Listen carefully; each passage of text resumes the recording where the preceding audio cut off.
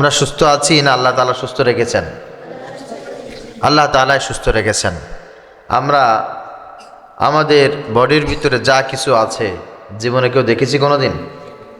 দেখি নাই। আমাদের কিডনি আছে, হার্ট আছে, লিভার আছে, কত কিছু আমাদের অঙ্গ প্রত্যঙ্গ ভিতরে আছে, আমরা কোনোদিন দেখি নাই। আল্লাহ তাআলা না চাইতেই এই নিয়ামতগুলো সুন্দর রেখেছেন, সুস্থ রেখেছেন। আল্লাহ পাক রব্বুল আলামিন এইগুলো সুন্দর রাখছেন ও বটে। এই জন্য মুহুর্মুহু শুকরিয়া একজনের, তিনি কে? সবাই বলেন আল্লাহ সুবহানাহু ওয়া তাআলা। নবীজি সাল্লাল্লাহু আলাইহি ওয়াসাল্লাম বলেছেন, আদ-দুনিয়া খুলিকাত লাকুম ওয়া আনতুম খুলিকতুম লিল আখিরাহ। এই দুনিয়ার সব কিছু আল্লাহ তাআলা তোমাদের জন্যই সৃষ্টি করেছেন। আসমান আমাদের জন্য, জমিন আমাদের জন্য, সূর্য আমাদের জন্য, চাঁদ আমাদের জন্য, বাতাস আমাদের জন্য, ঠান্ডা গরম বৃষ্টি সব কিছু আমাদের জন্য। কাদের জন্য? আমাদের জন্য। আর আমাদেরকে আল্লাহ পাক রব্বুল আলামিন বানিয়েছেন তার জন্য। সুবহানাল্লাহ। আগামীকালকে পৃথিবীর সব মানুষ যদি মরে যায়, একটা মানুষও দুনিয়ায় থাকবে না। আসমানের কোনো সমস্যা আছে? সূর্যের কোনো ক্ষতি আছে? সব মানুষ মরে গেল, পৃথিবীতে যত নদ নদী খাল বিল আছে এদের কোনো সমস্যা আছে? কোনো সমস্যা নাই। কিন্তু আগামীকালকে যদি সূর্য না থাকে পৃথিবীর মানুষ বাঁচবে? কথা বলেন। পৃথিবীতে কোনো প্রাণী নাই, কোনো পানি নাই, কোনো মানুষ পৃথিবীতে বেঁচে থাকতে পারবে? পারবে না। এক কথায় দুনিয়ার সব কিছু ছাড়া, দুনিয়ার সব কিছু আমাদের কাছে ছাড়া চলতে পারে, কিন্তু দুনিয়ার কোনো নিয়ামত ছাড়া আমরা চলতে পারি না। কারণ পৃথিবীর সব কিছু আমাদের জন্য আল্লাহ তাআলা সৃষ্টি করেছেন, আমাদের জন্য। আর আমাদেরকে বানিয়েছেন আল্লাহ পাক আখিরাতের জন্য। এত বিশাল একটা উদ্দেশ্য নিয়ে আল্লাহ তাআলা পৃথিবীতে আমাদেরকে প্রেরণ করার পর যখন এই মানুষগুলো আল্লাহর হুকুম থেকে দূরে সরে যায়, নিজেকে নিজের চেতনায় ভাসিয়ে দেয়, আল্লাহ পাক রব্বুল আলামিন বলেন, আমি বান্দাকে তখন ধরি, পাকড়াও করি। কথা বোঝা গেছে? যখন বান্দা নিজের চেতনায় হারিয়ে যায় আল্লাহ তাআলা তখন ধরেন। কিভাবে ধরেন? ইতিপূর্বে ধরেছেন না? কথা বলেন। ইতিপূর্বে ধরেছেন। যারা নিজের চেতনাকে প্রভু বানিয়ে নিজের চেতনায় নিজেকে হারিয়ে ফেলেছে, আল্লাহ তাআলা সবাইকে ধরেছেন, সব জাতিকে ধরেছেন। পৃথিবীর সব বড় বড় লিডারকে আল্লাহ তাআলা ধরে একেবারে আটার বস্তা বানায় দিয়েছেন। কিয়ামত পর্যন্ত এই নিদর্শনগুলো কোরআনুল কারীমের ভিতরে থাকবে। এর একটা স্পেশাল কারণ আছে। কারণটা হচ্ছে, এ থেকে যদি মানুষ শিক্ষা নেয় তাহলে আল্লাহ তাআলা এদেরকে হেফাজত করবেন। আর যদি এ থেকে শিক্ষা না নেয় আল্লাহ তাআলা তাদেরকেও ধরবেন, ঘাড় মটকাবেন। এই বিষয়ে আজকে আলোচনা হবে ইনশাআল্লাহ। আমি আয়াত তেলাওয়াত করেছি সূরাতুল আনকাবুত। আল্লাহ পাক রব্বুল আলামিন এখানে বলছেন, আমি ইতিপূর্বে অনেক কওমকে ধরেছি, অনেক দেশকে ধরেছি, অনেক জাতিকে আমি আল্লাহ তাআলা ধরেছি। ধরেছি মানে তাদের ঘাড় মটকায় দিছি, তাদের অস্তিত্ব বিলীন করে দিছি, তাদেরকে শেষ করে দিয়েছি। কেন দিয়েছি? তাদের পরে আমার স্পেশাল কোনো রাগ ক্ষোভ ছিল তাই না, বিযামবিহি, তাদের অপরাধের কারণে, তাদের পাপের কারণে, তাদের অন্যায়ের কারণে আমি আল্লাহ তাআলা প্রত্যেককে ধরেছি। ধরার কোয়ালিটিও এক এক রকম ছিল, এক এক রকম ছিল। ফামিনহুম মান আরসালনা আলাইহি হাসিবা। আল্লাহ বলছেন, কাউকে ধরেছি বিশাল একটি ঝড় আবহাওয়া দিয়ে। আমিনহুম মান আখাযাতুস সাইহা, কাউকে ধরেছি আমি সাইহা দিয়ে, ভূমিকম্পন দিয়ে, ভূমিধস দিয়ে। আমিনহুম মান খাসাফনা বিহিল আরদ, কাউকে আমি ভূমিধসে শেষ করে দিয়েছি। আমিনহুম মান আগরাকনা, আবার কাউকে প্লাবন দিয়ে আমি আল্লাহ তাআলা ভাসিয়ে দিয়েছি। ওমা কান আল্লাহু লিয়াজলিমাহুম ওয়ালাকিন কানু আনফুসাহুম ইয়াজলিমুন। আল্লাহ আবার বলছেন, এইটার কারণে আমি আবার কারোর উপরে জুলুম করি নাই, কারোর উপরে জুলুম করি নাই। আর আমার দায়িত্ব কর্তব্য এইটা না যে আমি আল্লাহ তাআলা কোনো মাখলুকের উপরে, কোনো মানুষের উপরে, কোনো জাতের উপরে কখনো জুলুম করেছি বা জুলুম করব, এটা আমার কাজ না। ওইটা তাদের প্রাপ্য ছিল। কি ছিল বলেন, কথা বলেন, ওইটা কি ছিল? ওটা প্রাপ্য ছিল। আল্লাহ তাআলা তোমাকে দুনিয়ায় এত কিছু দিয়েছেন, এত কিছু তোমাকে দিয়েছেন, আর ওইটা তুমি অ্যাকসেপ্ট করতে পারবা না, তাহলে তোমার প্রাপ্য হচ্ছে ওইটা। গতকাল সকালবেলা একজন বিজ্ঞ লোকের সাথে আমার কিছু সময় কথা বলতেছিলাম। তখন তিনি বলছিলেন যে হুজুর, আল্লাহ তাআলা যে আমাদের বডির ভিতরে এমন কিছু জিনিস দিয়ে রেখেছেন, আমরা তো আসলে এগুলো দেখতে পারি না, আর এগুলো সম্পর্কে আমরা বুঝিও না। যখন অসুস্থ হয়ে যায় তখন একেবারে হা হুতাশ করতে থাকি, হায় হায় গেলাম রে, মরলাম রে, হা হুতাশ করতে থাকি। একমাত্র ডাক্তার, শুধু যেমন তেমন ডাক্তার না, ভালো ডাক্তার যারা, এরাই শুধুমাত্র উপলব্ধি করতে পারে। উনি বলতেছিলেন যে আমরা যে মুখ দিয়ে খাবার খাই, খাবারটা যখন মুখে দেই, এখানে দুটি পাইপ আছে। একটা পাইপ দিয়ে বাতাস যায়, আর একটা পাইপ দিয়ে খাবার ভিতরে যায়। এখান থেকে কয়টা পাইপ আছে বলেন? দুটি। একটা দিয়ে বাতাস বের হয়, আর একটা দিয়ে খাবার যায়। কারণ ফুসফুস তো ভিতরে, ফুসফুস থেকে বাতাস আসা যাওয়া করে না। তো এখান থেকে পাইপটা একটা আছে যেটা দিয়ে বাতাস আসা যাওয়া করে, আর একটা আছে লেবার অর্থাৎ খাদ্যনালী, পাকস্থলী, স্টোমাক তো ভিতরে। তো দুটি পাইপ দিয়ে, একটা দিয়ে বাতাস বের হয়, একটা দিয়ে খাবার বের হয়। তো খাবারের যে পাইপটা, ছিদ্রটা, এটা পিছনে। কোথায়? এই যে যদি এরকম থাকে, খাবারেরটা হচ্ছে পিছনে, আর যেটা দিয়ে বাতাস বের হয় এটা হচ্ছে সামনে। এই সামনে আর পিছনে দুটি পাইপ সবসময় এরকম ফাঁকা থাকে। সুবহানাল্লাহ। কোনো ঢাকনা নাই, কোনো ঢাকনা নাই যে ঢাকনা দিয়ে ঢেকে দেওয়া থাকবে। যখন এখান থেকে বাতাস বের হওয়ার দরকার তখন এই খাবারের পাইপটা ঢাকা থাকবে, আবার যখন খাবার যাওয়ার দরকার তখন এই বাতাসের পাইপটা কি থাকবে? ঢাকা থাকবে, যে খাবার যেন ওর ভিতরে না যায় অথবা বাতাস যেন ওর ভিতরে না যায়। দুটো পাইপ আলাদা করা থাকে, যখন যেটার দরকার তখন সেটা সচল হয়ে যায়। সুবহানাল্লাহ। পৃথিবীর কোনো মেশিন দিয়ে, পৃথিবীর কোনো যন্ত্র দিয়ে এটা নিয়ন্ত্রণ করা সম্ভব না। আর এই দুটির বৈশিষ্ট্য এমন এমন বৈশিষ্ট্য যে যেটা দিয়ে বাতাস বের হয় ওটা দিয়ে যদি 1000 ভাগের 1 ভাগ খাবার, মনে করেন একটা সরিষার দানা, এটাকে যদি 1000 ভাগ করা হয়, এই 1000 ভাগের 1 ভাগ দানা খাবার যদি ওই বাতাস যেটা দিয়ে বের হয় ওর ভিতরে যায়, সঙ্গে সঙ্গে ওই লোকটা কাশি দেয়, হাসি দেয়, সঙ্গে সঙ্গে খাবার বন্ধ করে দেয়। সুবহানাল্লাহ। আবার 1000 ভাগ বাতাস, মনে করেন সরিষা দানার, এটার 1000 ভাগের 1 ভাগ বাতাস যদি ওই খাদ্যনালীর ভিতরে যায়, যে পাইপ দিয়ে খাবার যায় ওখানে ওর ভিতরে চলে যায়, সঙ্গে সঙ্গে লোকটার বদ হজম হয়, সঙ্গে সঙ্গে তার গ্যাস্ট্রিক হয়ে যায়, গ্যাস্ট্রিক হয়ে যায়। আর ওই গ্যাস্ট্রিক বের করার জন্য তার ওষুধ সেবন করা লাগে। আবার ওই বাতাসের ওই নালীটা পরিষ্কার করার জন্য তার খাবার দাবার বন্ধ করা লাগে। এই জন্য দেখবেন যারা খাবার খায়, খাবারের সময় কিন্তু কথা একটু কম বলতে হয়। কথা বলা যাবে না অনেক সময়, বিষয়টা তা না, কিন্তু কথা বলতে গেলে বাতাস বের হয়। কি বের হয়? কথা বলতে গেলে বাতাস বের হয়। আর খাবার সময় খাবার যেতে হয়, ওখানে যায়। তো পাইপ যেহেতু দুইটা, আপনি সাথে সাথে বাতাসও বের করার কাজে ব্যবহার করবেন, আবার খাবার ওখান থেকে প্রবেশ করার কাজে বের করবেন। এই জন্য অ্যাক্সিডেন্ট হয়ে যেতে পারে। এই জন্য খাবার সময় কথা কম বলতে হয়। নবীজি সাল্লাল্লাহু আলাইহি সাল্লাম এটাকে সুন্নাত বলেছেন। সুবহানাল্লাহ। শুধু তাই না, আরেকটা মজার বিষয় হচ্ছে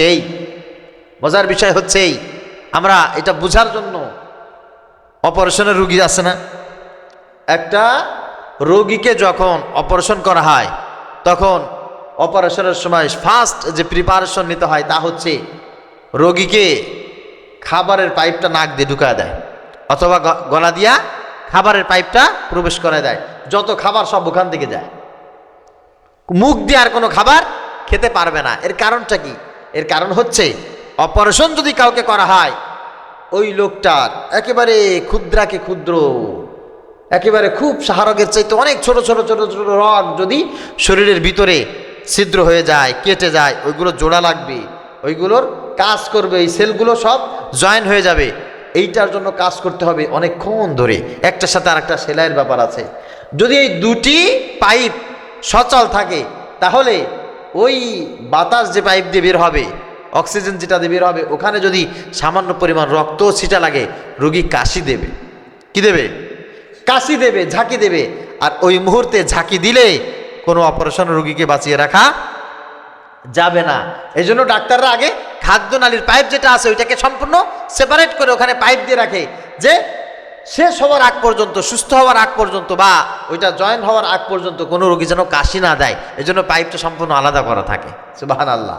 আমার কথা বলার উদ্দেশ্য হচ্ছেই, আল্লাহ তাআলা বলছেন অফি আনফুসিকুম আফালা তুবসিরুন, তুমি কি তোমার ভিতরে দেখো না যে আমি আল্লাহ তাআলা তোমাকে কিভাবে সৃষ্টি করেছি?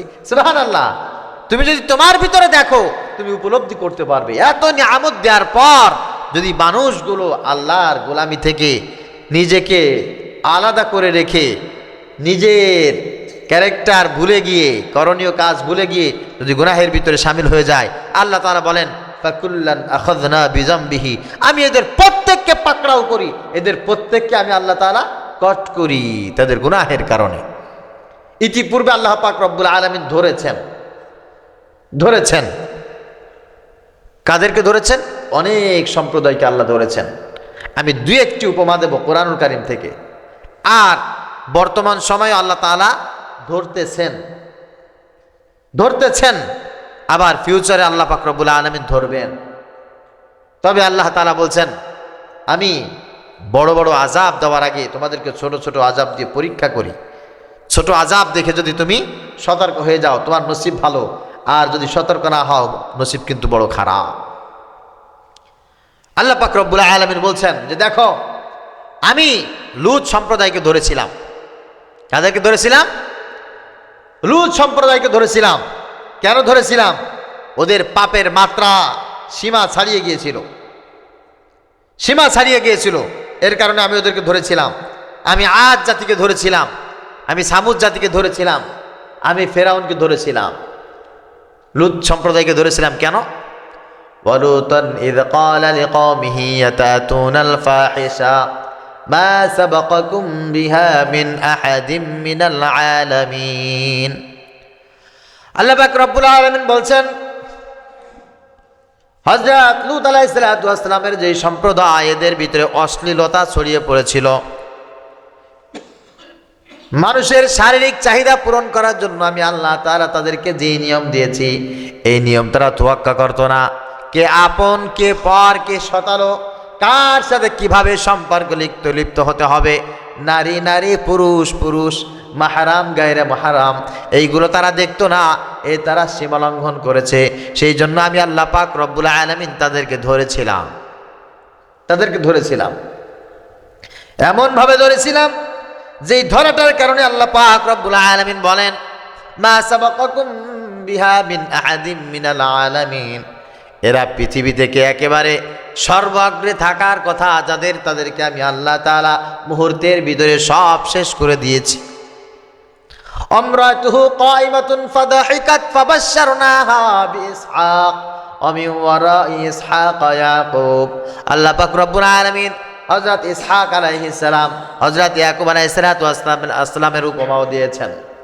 তাদের স্ত্রীদের ব্যাপারে আল্লাহ পাক রব্বুল আলামিন তাদেরকে চমৎকার উপমাও পেশ করে বলেছেন, দেখো লূত সম্প্রদায়, এরা পুরুষে পুরুষে, নারীতে নারীতে সমকামীর ভিতরে লিপ্ত ছিল।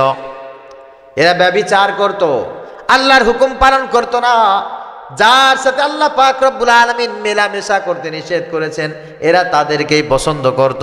এই জন্য আমি আল্লাহ তাআলা তাদেরকে ধ্বংস করেছিলাম, একেবারে ধ্বংস করেছি। শুধু তাই না, এমনভাবে ধ্বংস করেছিলাম যে ওদেরকে আমি পাথরের বৃষ্টি নিক্ষেপ করেছিলাম। কিসের বৃষ্টি বলেন? হিজারাতাম মিন সিজ্জিলিম মামদুদিম মুসাওয়ামাতান ইনদা রাব্বিক। আল্লাহ বলছেন, আকাশ থেকে বৃষ্টির পড়লে বৃষ্টি যেমন বৃষ্টির পানিতে সব সমান হয়ে যায়, প্লাবিত হয়ে যায়, আমি আল্লাহ তাআলা ঠিক তদ্রূপ পাথরের বৃষ্টি দিয়ে ওদেরকে আমি ধূলিসাৎ করে দিয়েছিলাম। অনেক বড় লম্বা চওড়া কথা, আমি শুধু এতটুকু বলছি যে তাদের অপকর্মটা কি ছিল আর কিভাবে তাদেরকে ধ্বংস করেছিলেন।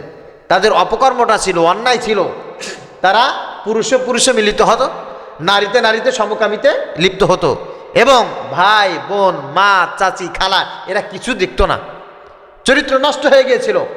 আল্লাহ পাক রব্বুল আলামিন অবশেষে হযরত লূত আলাইহিস সালাতু ওয়াস সালামের কাছে ফেরেশতা পাঠালেন। ফেরেশতারা সব উঠতি বয়সের যুবক এইরকম সূরাত নিয়ে লূত আলাইহিস সালাতু ওয়াস সালামের কাছে প্রবেশ করলেন। সুন্দর চেহারার অধিকারী, আল্লাহ পাক রব্বুল আলামিনের সান্নিধ্য পেয়ে তারা হযরত লূত আলাইহিস সালাতু ওয়াস সালামের সাথে কথোপকথনে লিপ্ত। লূত আলাইহিস সালাতু ওয়াস সালামের স্ত্রী কাফেরা ছিল, এই সম্প্রদায়ের কাছে সে নিউজটা পাবলিশ করে দিয়েছে, আমার স্বামীর কাছে এরকম মেহমান আসছে, তারা উঠতি বয়সের যুবক, দেখতে অনেক সুন্দর, এলাকার দুশ্চরিত্র পুরুষ মানুষ যারা, তারা সবাই মিলে লূত আলাইহিস সালাতু ওয়াস সালামের সেই মেহমানগুলোকে অ্যাটাক করেছে। এই মেহমান কারা ছিল? সবাই বলেন, ফেরেশতা।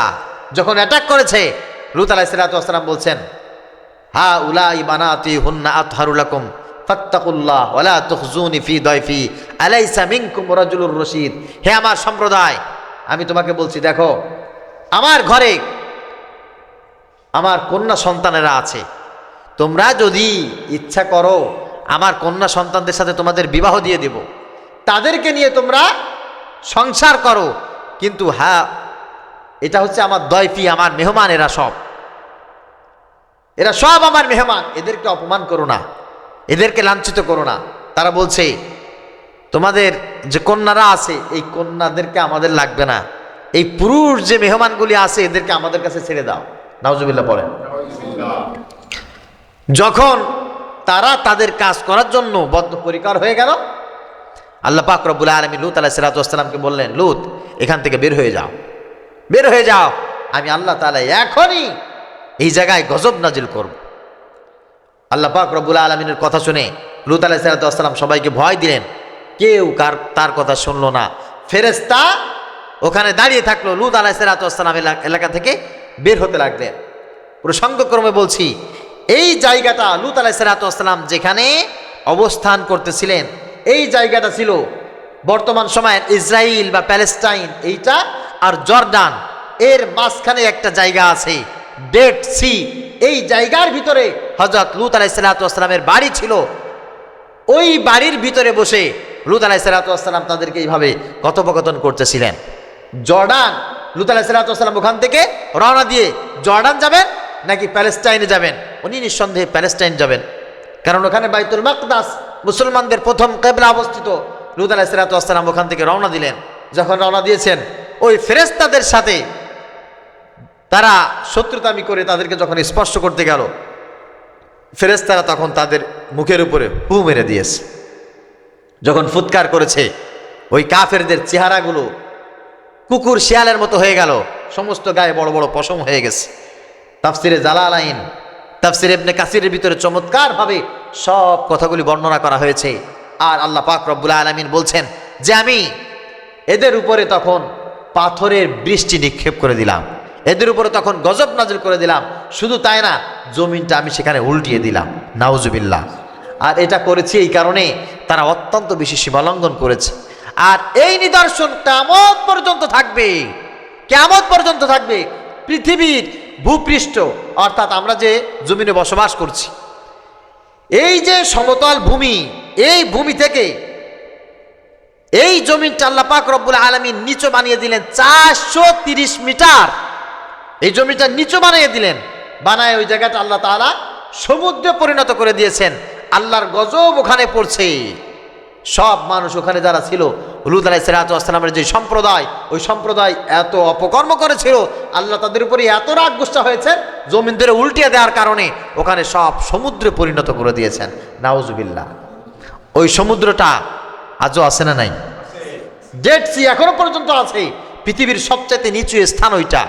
আর ওই স্থানটা এত বেশি মারাত্মক, এত বেশি মারাত্মক, ওই যে ডেড সি অর্থাৎ মৃত সাগর, ওই সাগরের পানিকে আল্লাহ তাআলা এত বিষাক্ত করেছেন, ওই পানির ভিতরে 34 থেকে 40% পর্যন্ত শুধু লবণ। পৃথিবীর পানির ধর্ম কি?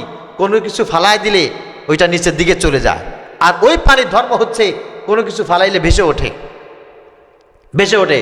ইউটিউবে গিয়ে, গুগলে গিয়ে ডেড সি লিখে সার্চ দিবেন, দেখবেন ডেড সির সব ইতিহাস ওখানে বর্ণনা পাবেন। হযরত লূত আলাইহিস সালাতু ওয়াস সালামের সাথে বিয়াদবি করার কারণে আল্লাহ পাক রব্বুল আলামিন ওই জাতিকে এমনভাবে ধ্বংস করে দিলেন, আজও পর্যন্ত সেই ডেড সি আমাদের সামনে আছে। কোনো পানি, ওই যে পানি আছে, ওই পানি একটা সাগর থেকে একটা পাখি এক কোনা পানি ওখান থেকে পান করে না। দুনিয়ার কোনো মানুষ ওখানে বসবাস করতে পারে না।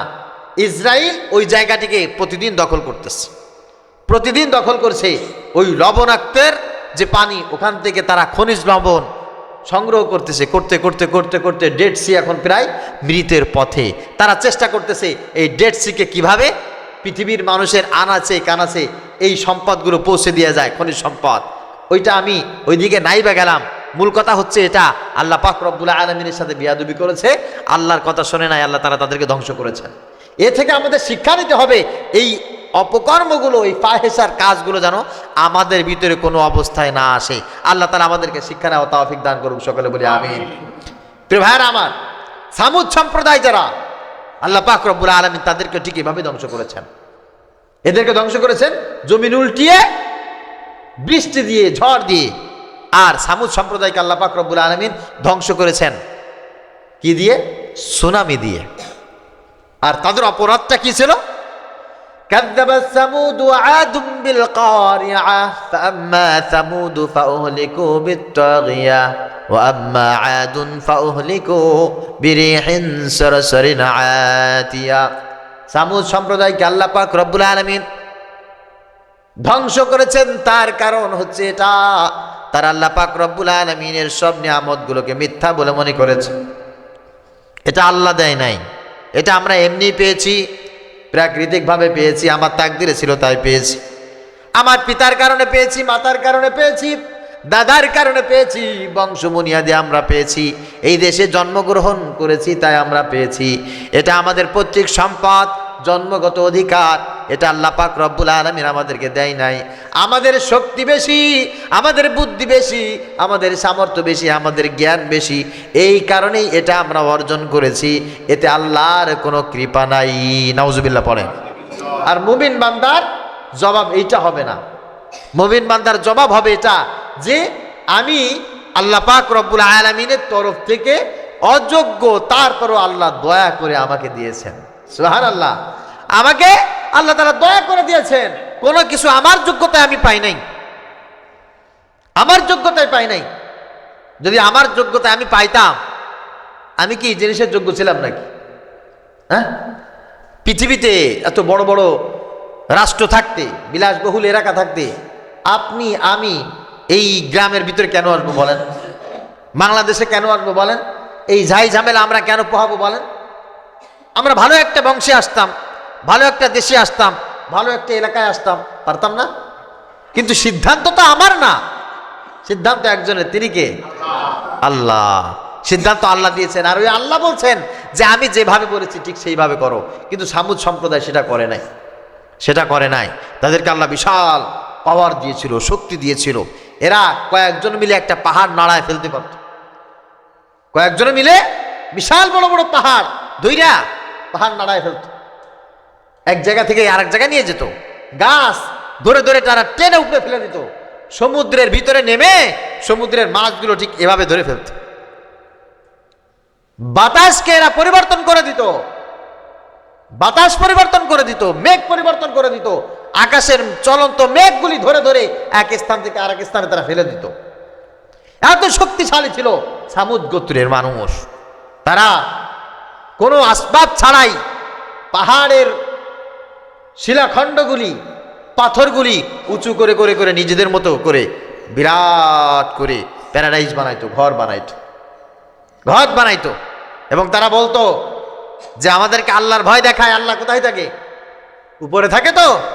হ্যাঁ, আল্লাহ উপরে থাকে তো, ঠিক আছে, এই পাহাড় পাথর নিয়ে আসো, পাহাড় ভেঙে ফেলো, টুকরো টুকরো করে ফেলো, পাথর একটার পর একটা, একটার পর একটা এভাবে করতে করতে করতে করতে আমরা এমন উঁচু ঘর বানাবো যে আমরা আল্লাহকে ধরে ফেলবো। নাউজুবিল্লাহ পড়ে, আমার কথা না, আল্লাহ পাক রব্বুল আলামিন সেটা বলছেন।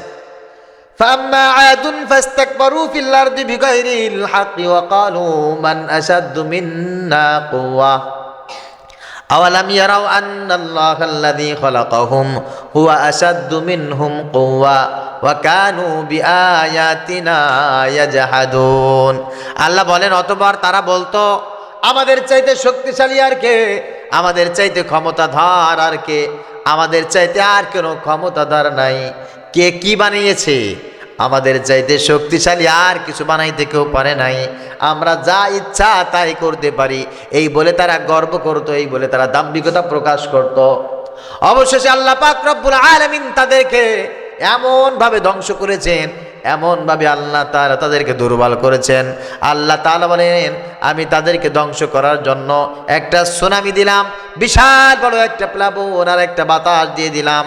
অবস্থাটা তাদের এই হয়ে গেল, তাদের কোথায় পাহাড়, পাহাড়ের কোনো চিহ্ন নাই, তাদের কোথায় ঘর বাড়ির কোনো চিহ্ন নাই। সব কিছু আমি আল্লাহ তাআলা তামা বানিয়ে দিলাম, সব কিছু সমান করে দিলাম। তাদের অবস্থাটা হলো এই, একটা গাছের মূল উঠাইলে তার অবস্থা গোড়ার দিকে যেমন হয়, তাদের অবস্থা আমি আল্লাহ তাআলা ঠিক তেমনই করে দিলাম। শক্তির পাওয়ার, মেধার পাওয়ার সব আমি আল্লাহ তাআলা ধ্বংস করে দিলাম। লূত সম্প্রদায়কে চরিত্রহীনার কারণে আমি আল্লাহ পাক রব্বুল আলামিন তাদের সব কিছু ধ্বংস করে দিলাম। পরবর্তীতে আল্লাহ পাক রব্বুল আলামিন আরো একটা জাতিকে ধ্বংস করেছেন। সেই ধ্বংসের চিত্র আল্লাহ পাক রব্বুল আলামিন চমৎকার ভাবে কুরআনুল কারীমের ভিতরে বর্ণনা করেন। দেখো আমি ফেরাউনকে ঠিক এইভাবেই ধ্বংস করেছি। ফেরাউনের অনেক পাওয়ার ছিল, ক্ষমতা ছিল, নমরুদের অনেক পাওয়ার ছিল, ক্ষমতা ছিল, এদেরকে আমি আল্লাহ পাক রব্বুল আলামিন কেমন ভাবে ধ্বংস করেছি আল্লাহ তাআলা সেটাও বর্ণনা করেন। ওয়াকালা ফিরআউনু ইয়া আইয়ুহাল মালাউ মা আলিমতু লাকুম মিন ইলাহিন গায়রি ফাআউকিদ লি ইয়া হামানু আলা আত-তিনি ফাজআলনি সারহাল লাআল্নি আত্তালিউ ইলা ইলাহি মূসা ওয়া ইন্নী লাআযুন্নুহু মিনাল কাযিবিন। মূসা আলাইহিস সালাতু ওয়াস সালাম ফেরাউনকে যখন আল্লাহর ভয় দেখাইলো, তখন ফেরাউন ডেকে বলতেছে ও হামান। মূসা বলে আল্লাহ নাকি উপরে আছে?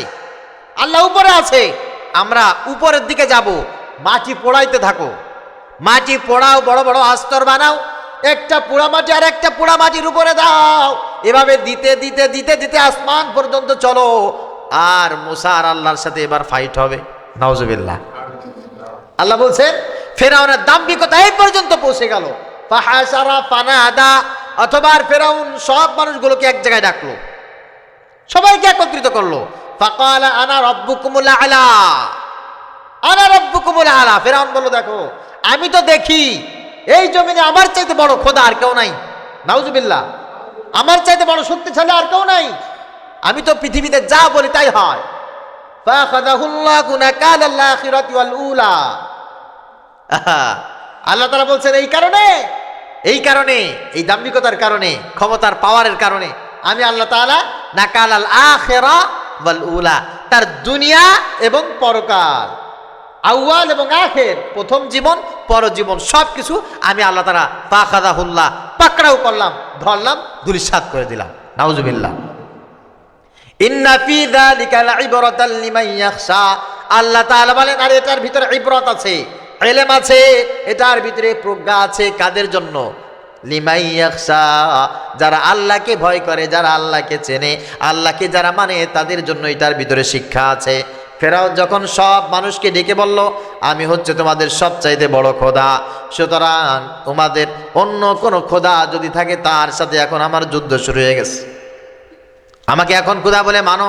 দাম্ভিকতা দেখার কারণে আল্লাহ পাক রব্বুল আলামিন অবশেষে ফেরাউনকেও ধ্বংস করে দিলেন।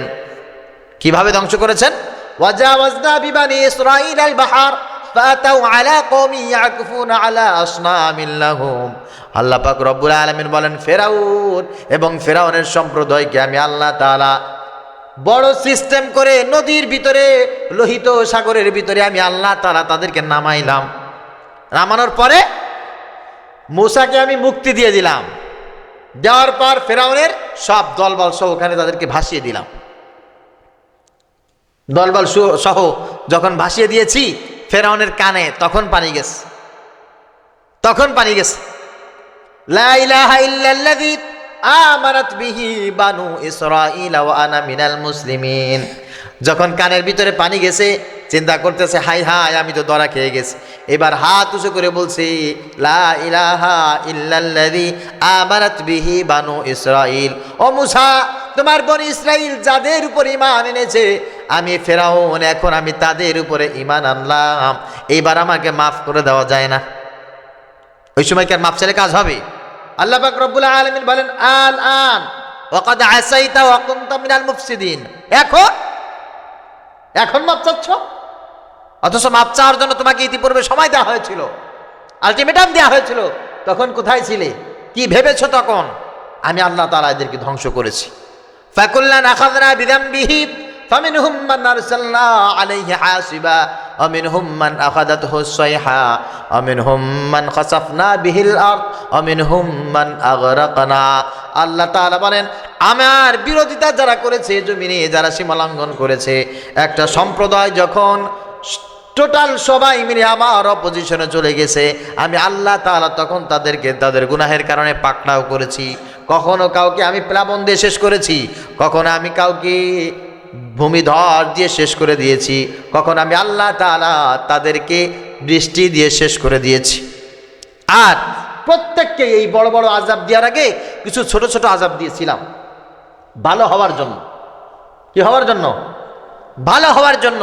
যে বড় একটা আযাব আসতেছে, তো এই বড় আযাব আসার আগে একটু ছোট আযাব দিয়ে দেখাও, ছোট আযাব দিয়ে তোমাদেরকে সতর্ক করছি।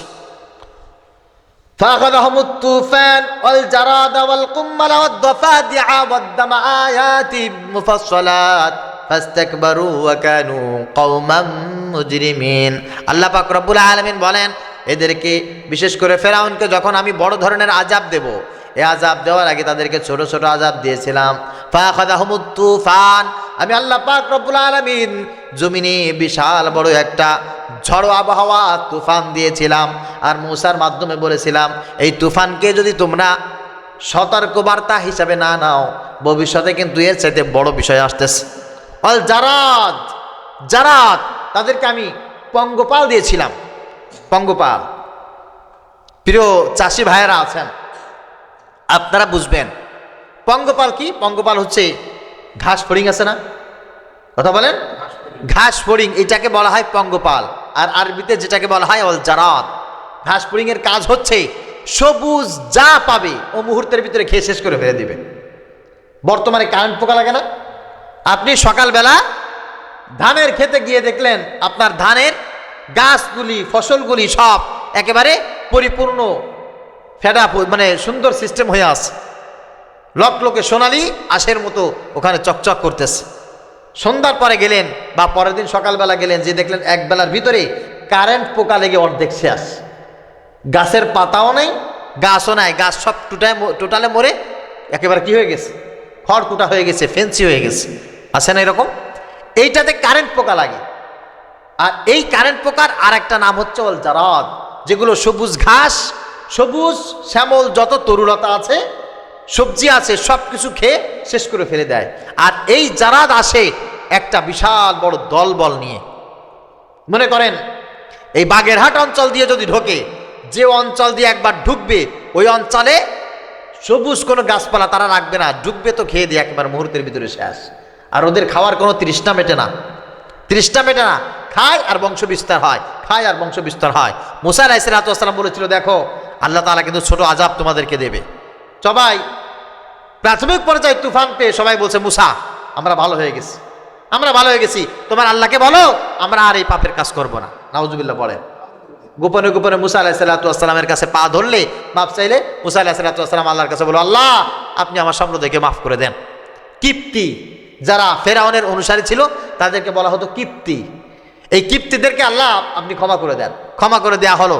পরে তারা আবার ফেরাউনের যা বলে তাই করা শুরু করে দিল। কয়েকদিন পরে তাদের কাছে আসলো পঙ্গপাল। পঙ্গপাল যে ঢুকছে এদের খাবার দাবার যা আছে সব খেয়ে শেষ করে ফেলতেছে। এখন কিপ্তিরা আবার চলে আসছে, মুসা বড় অন্যায় হয়ে গেছে, আমাদেরকে একটু বাঁচাও, একটু মাফ করে দাও। মুসা আলাইহিস সালাম আল্লাহ পাক রব্বুল আলামিনের কাছে দোয়া করলেন, আল্লাহ তাআলা তার দোয়া মঞ্জুর করলেন। মঞ্জুর করার পরে ওই পঙ্গপালের হাত থেকে তাদেরকে হেফাজত করলেন। সুবহানাল্লাহ। এইবার কিছুদিন পরে তারা আবার সেই অপকর্ম আবার শুরু করে দিয়েছে। এবার আসতেছে আল কুম্মালা, উকুন। কি বলেন? উকুন।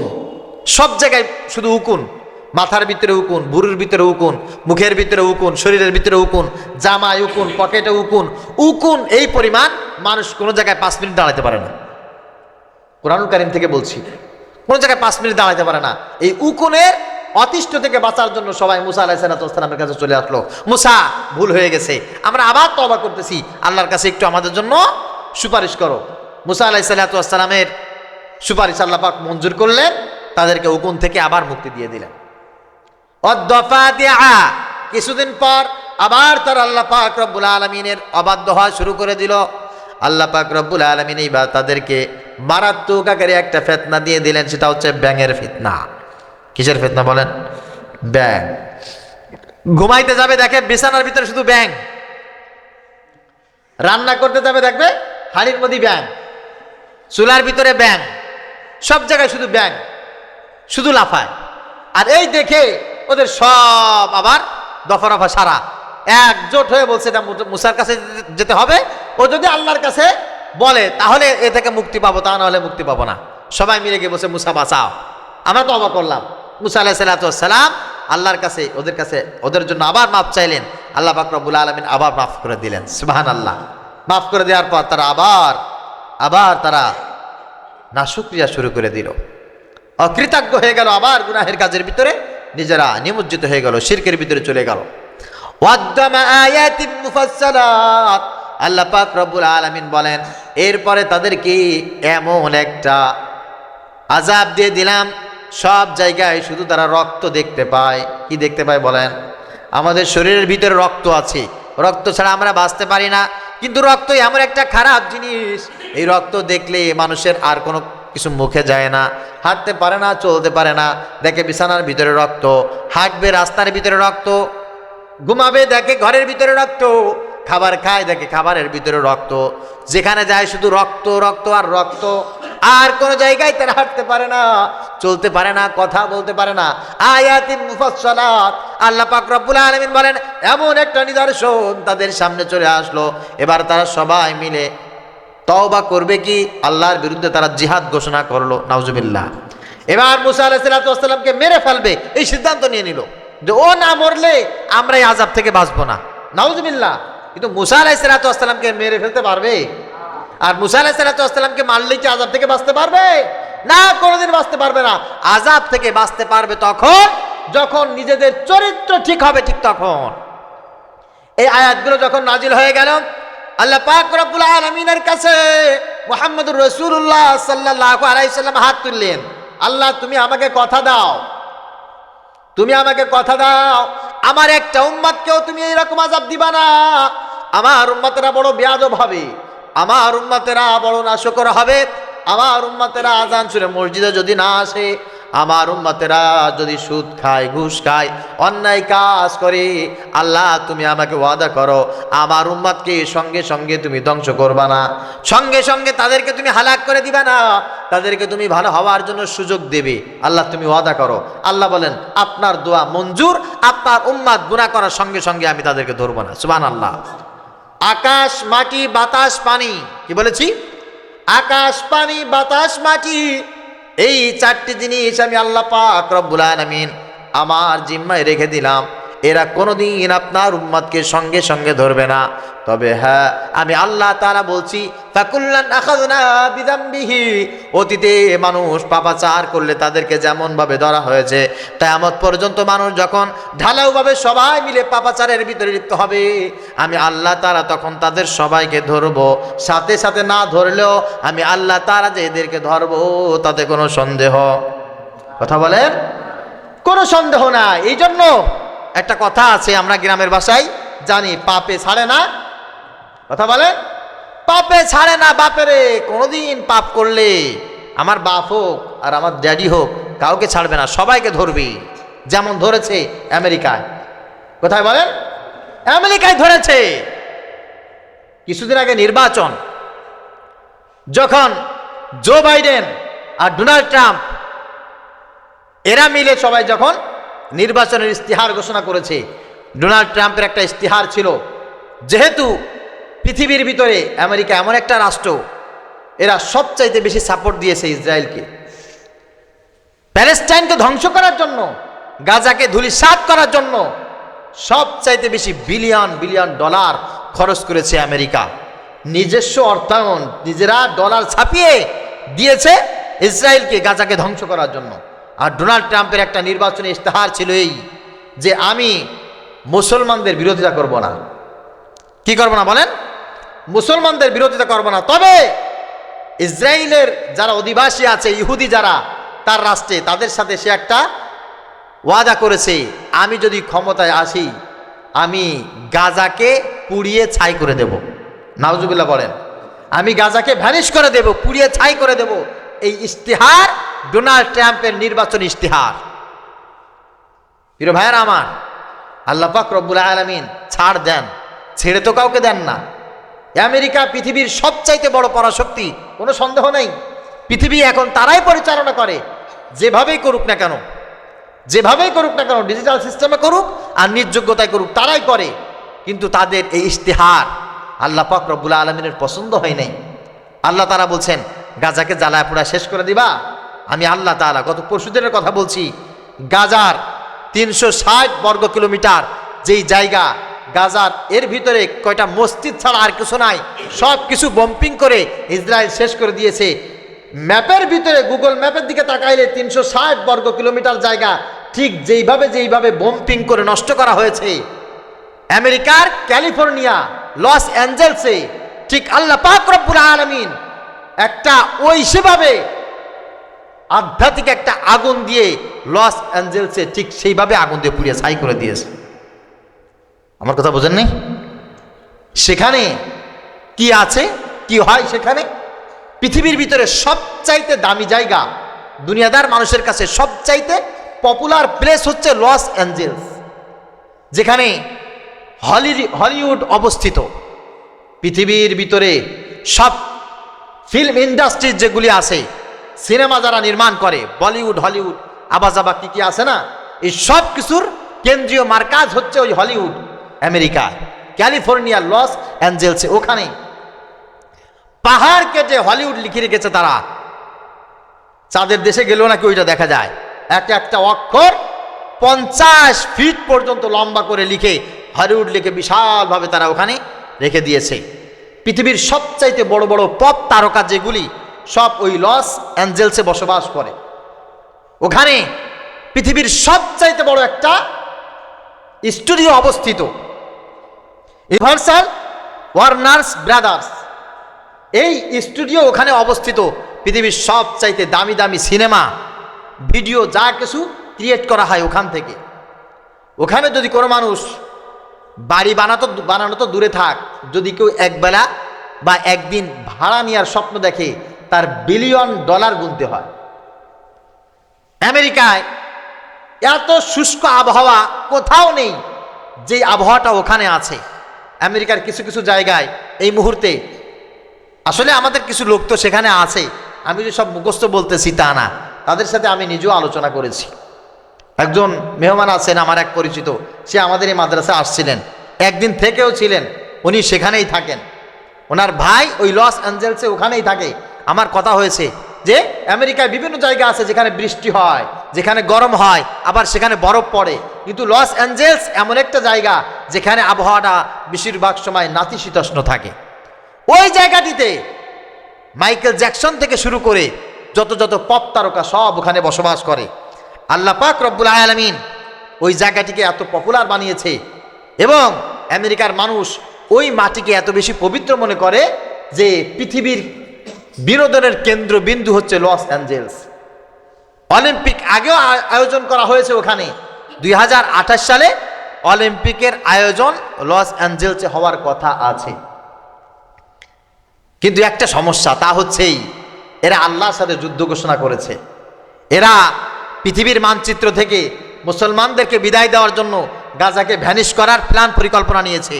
এত lakh crore million billion trillion dollar তারা উপার্জন করে মুসলিম নিধনে তারা কাজ করে থাকে। শুধু তাই না, একটা কঠিন সমস্যা তাদের ভিতরে, সেটা হচ্ছেই তারা কে মা, কে চাচি, কে খালা, কে বোন, কে স্ত্রী, এইগুলো তারা দেখে না। মনে যা ইচ্ছা তারা তাই করে। স্বামী রেখে বয়ফ্রেন্ডের সাথে তারা আড্ডা দিতে চলে যায়, আবার স্ত্রী রেখে গার্লফ্রেন্ড নিয়ে চলে যায়, ভাইয়ের সাথে বোন চলে যায়। এক্ষেত্রে কেউ কাউকে কোনো প্রকার অবজেকশন দিতে পারবে না। অবজেকশন যদি দেয় তাহলে 999-এ কল করে তারা সাথে সাথে পুলিশকে কমপ্লেন করবে, আমার স্বাধীনতায় তারা আঘাত করেছে, আমার নিজস্ব স্বাধীনতা তারা খর্ব করেছে, সুতরাং তুমি একে অ্যারেস্ট করে নিয়ে যাও। কেউ কারো স্বাধীনতায় আঘাত করতে পারবে না। নাউজুবিল্লাহ পড়েন। এই শহর, এই দাম্ভিকতার শহর আল্লাহ পাক রব্বুল আলামিন ধ্বংস করে দিয়েছেন।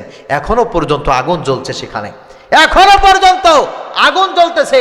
হাজার হাজার মানুষ, লক্ষ লক্ষ মানুষ সেখানে আহত নিহত, এর কোনো হদিস নাই, কোনো হদিস নাই। আল্লাহ তাআলা কিছুদিন আগে যারা বিলিয়ন বিলিয়ন ডলার মুসলিম নিধনে ব্যয় করেছে, এখন তারা এক বেলা এক মুঠো খাবার খাবার জন্য রাস্তার পাশে ভিক্ষুকের মতো দাঁড়িয়ে আছে। কে আছো রে, আমাকে এক বেলা খাবার দিয়ে যাও, না খেয়ে আমি আর জীবন যাপন করতে পারছি না। এই জন্য আল্লাহ তাআলা তাদেরকেও তাদের অপকর্মের কারণে ধরেছে। আল্লাহ বলছেন আমি এইভাবে কাউকে ছাড় দেই না, এইভাবে কাউকে ছাড় দেয় না। তো তাদের যদি অধপতন হতে পারে, তাদের যদি এই অবস্থায় আসতে পারে, আমাদের আসতে কত সময় লাগবে বলেন? কথা বলেন, সময় লাগবে না।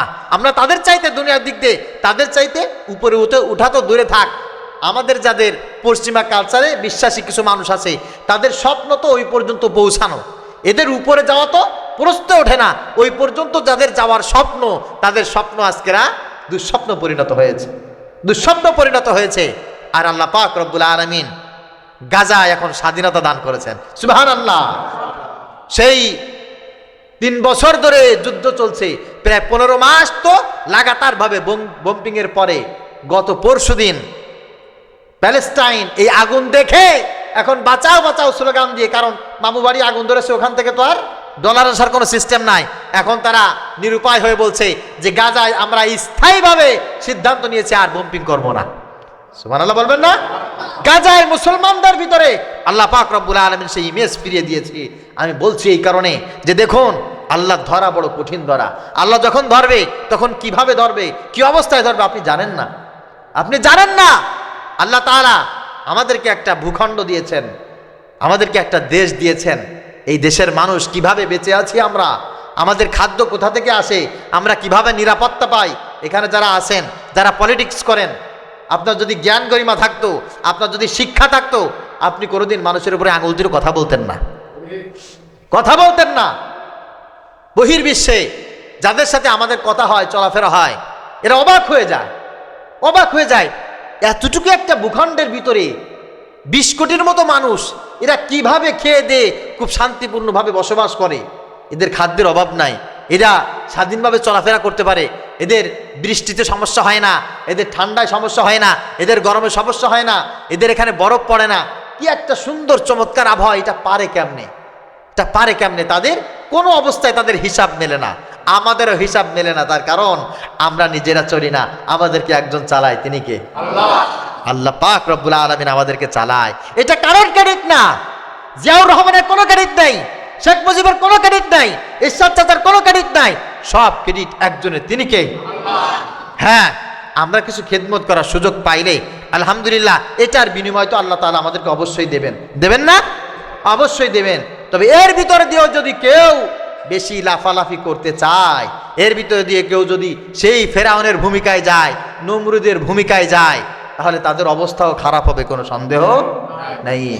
লস অ্যাঞ্জেলসের ওই সমস্ত মানুষের চাইতে জনপ্রিয়তায়, টাকা পয়সায়, প্রসাধনীতে আমাদের দেশের কোনো নেতা নেত্রী, কোনো পার্টি ধারে কাছেও তো নাই।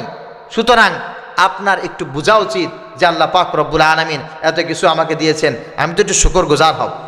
মুসা আলাইহিস সালাতু ওয়াস সালামের কাছে যেমন এসে বলেছিল যে মাফ করে দাও, আল্লাহর কাছে একটু ক্ষমা চাও, আমরা একজন একটু বাঁচতে পারি। তো তোমাদের তো ক্ষমা চাওয়া উচিত, বাঁচা উচিত।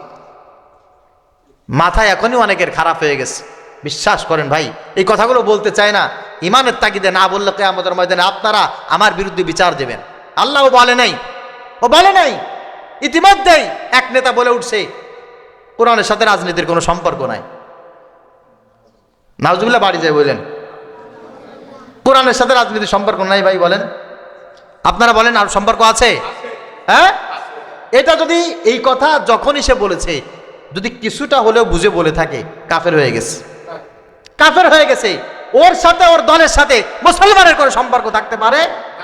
আল্লাহ বলছেন সূরা হজ, আল্লাযীনা ইম্মাক্কান্নাহুম ফিল আরদি আকামুস সালাহ ওয়া আতাউয যাকাহ ওয়া আমারু বিল মা'রুফি ওয়া নাহাউ আনিল মুনকার। আমার রাসূলের উত্তরসূরি যারা, এদেরকে যখন আমি ক্ষমতা দান করব, এরা যখন রাষ্ট্রের প্রধান হবে, তখন এদের সর্বপ্রথম কাজ হচ্ছে সালাত কায়েম করবে, যাকাত আদায় করবে, সৎ কাজের জন্য মানুষকে আদেশ দেবে, অসৎ কাজের জন্য নিষেধ করবে। তো রাষ্ট্রীয় ক্ষমতায় কারা যায়? যারা ঘুমায় থাকে নাকি যারা রাজনীতি করে? যারা রাজনীতি করে। আপনি কিভাবে কথাটা বললেন? কিভাবে কথাটা বললেন? জনপ্রিয়তার যেমন ঊর্ধ্বগতি আছে তেমন নিম্ন গতিও আছে, ঠিক কিনা বলেন? শেখ হাসিনা কিন্তু এদেশে জোর করে ক্ষমতায় আসে নাই। এই জনগণ তাকে ফুলের তোড়া দিয়ে ওই বিমানবন্দরে রিসিভ করে তাকে কিন্তু ক্ষমতায় বসিয়েছিল, আর এই জনগণ তাকে ঝাঁটা পিটা করে হেলিকপ্টার উঠতে বাধ্য করেছে। আর এখন তোমরা যদি মনে করো যে আমরা যা বলবো তাই শুনবে জনগণ, না, আল্লাহর রাস্তে তা করবে না কিন্তু কেউ। আমাদের আফসোস ওই এক জায়গায়, কেন যে আমরা একটু কিছু হলেই আমরা কোরআনের উপরে, ইসলামের উপরে, ইমানের উপরে এই ন্যাক্কারজনক কথাগুলো আমরা কেন বলি? আমরা কি না কি হয়ে পড়েছি। আল্লাহ তাআলা সবাইকে সহি বুঝ দান করুন। কষ্ট পাইলে মাফ করে দিয়েন, কারণ এখন আপনাদেরকে এই কষ্টটুকু না দিলে কিয়ামতের ময়দানে আপনি আমার বিরুদ্ধে নালিশ করবেন, আপনি আমার বিরুদ্ধে অবস্থান করবেন। আমার তো চেয়ারম্যান মেম্বার হওয়ার স্বপ্ন নাই, কিন্তু আমার একটা স্বপ্ন আছে, আমি নিজেও জাহান্নামের আগুন থেকে বাঁচতে চাই, আপনাদেরকেও জাহান্নামের আগুন থেকে বাঁচাইতে চাই। আল্লাহ পাক রব্বুল আলামিন যা কিছু বললাম এ থেকে সর্বপ্রথম আমাকে শিক্ষা নিয়ে বাকি জিন্দেগি পরিপূর্ণভাবে সুন্দরভাবে গঠন করার তৌফিক দান করুক। যারা শুনলেন সবাইকে আল্লাহ পাক রব্বুল আলামিন সুন্দর জিন্দেগি যাপন করার তৌফিক দান করুন, আমিন। ওমা তৌফিক ইল্লা বিল্লাহ। যারা সুন্নাত পড়ি নাই তারা সুন্নাত পড়ে নেই।